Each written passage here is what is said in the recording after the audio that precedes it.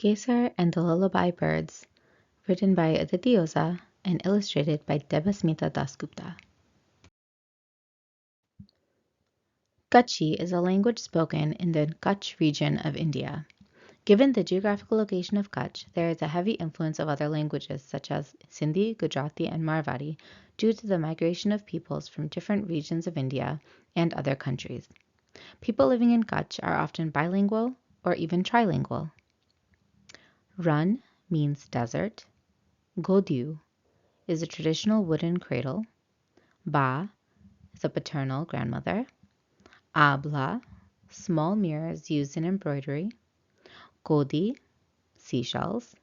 Bai, a term of endearment used for a girl. Lipankam, mud and mirror mural craft of Kutch used to decorate walls. Avo, come in. Chakli, sparrow. Kimcho, how are you? Rati means red. Lili means green. Akashi, sky blue. Jambudi, purple. Dhuri, the color white. Kari, the color black. Soneri, golden. Gulabi, pink. As night blanketed the desert sands of the Great Rann of Kutch, Kesar snuggled up beside her father for their usual bedtime story.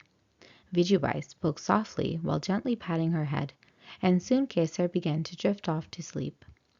Unlike her sister Kesar, baby Kamal was wide awake, like the night before and the one before that. "Try telling her one more story," suggested their mother in a tired voice. Vijubai told not one but many more stories, but Kamal was still not sleepy.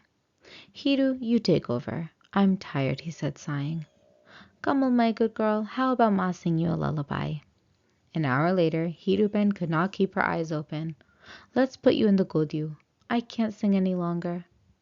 Kamal kept tossing and turning and making a fuss, even as Hiruben rocked her. The next morning, Kesar packed her bag and picked up her lunch. "Ma, I'm ready for school," she said, glancing at her sister peacefully sleeping in her Godyu. Hiruben looked up from her embroidery. "Don't forget, your Ba is coming over today." Mani Ba was her grandmother, who lived in a neighboring village. Ba made beautiful things with her hands. Kesar's face lit up. "I wonder what she will bring me this time." When Kesar returned home from school that afternoon, she spotted her beloved grandmother seated on the floor surrounded by a sea of fabric. Tiny abla or mirrors dotted the cloth waves, twinkling in the sunlight. Ba worked patiently, her needle bobbing as she made intricate patterns studded with beads and godi. "Ba!" Kesar ran up and hugged her grandmother. Her Ba smiled and reached into her big bag. She pulled out 2 pieces of string with cloth sparrows attached to them. "This is for you, Kesar Bai." Kesar was overjoyed. "They are so beautiful," she exclaimed, and thanked her grandmother. "I am here for a special reason today, Bai. I will be decorating the walls of your home with lippan gum. Would you like to help me?" asked Ba. With Kesar by her side, Ba began by mixing a mud paste. She then effortlessly molded designs on the walls. Peacocks and parrots and elephants appeared out of nowhere. As they worked together, Kesar's Ba narrated a story. A long time ago, a woman who could create the most delicate embroidery lived in a nearby village. This woman worked day and night, but she couldn't make enough money to feed her family.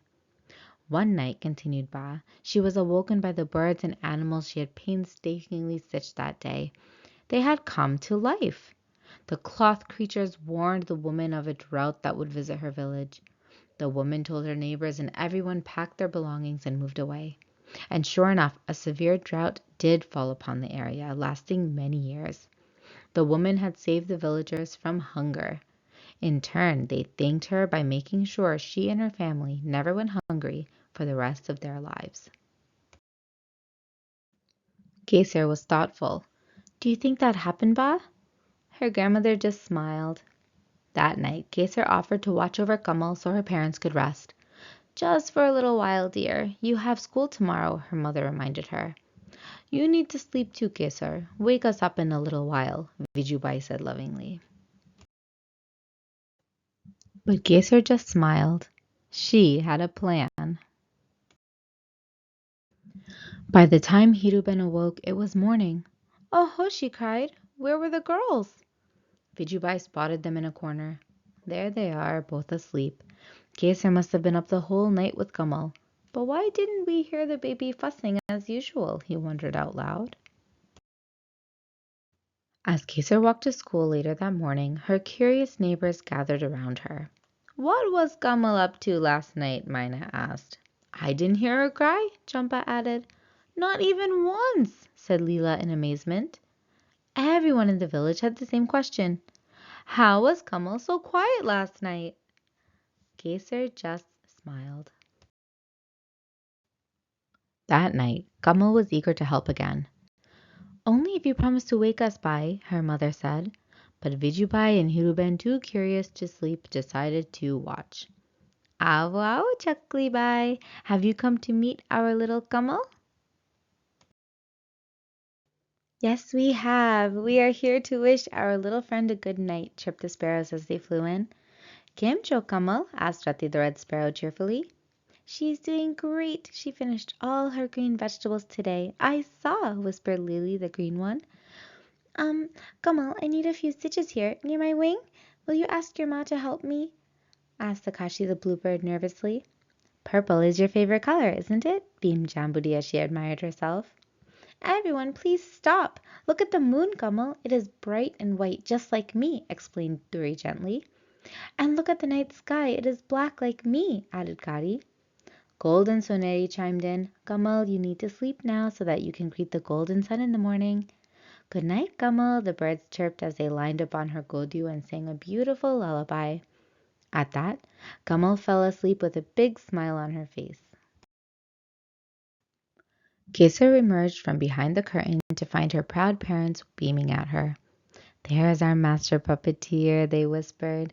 We watched the whole show. How did you come up with the idea? Asked Vijubai, shaking his head in amazement.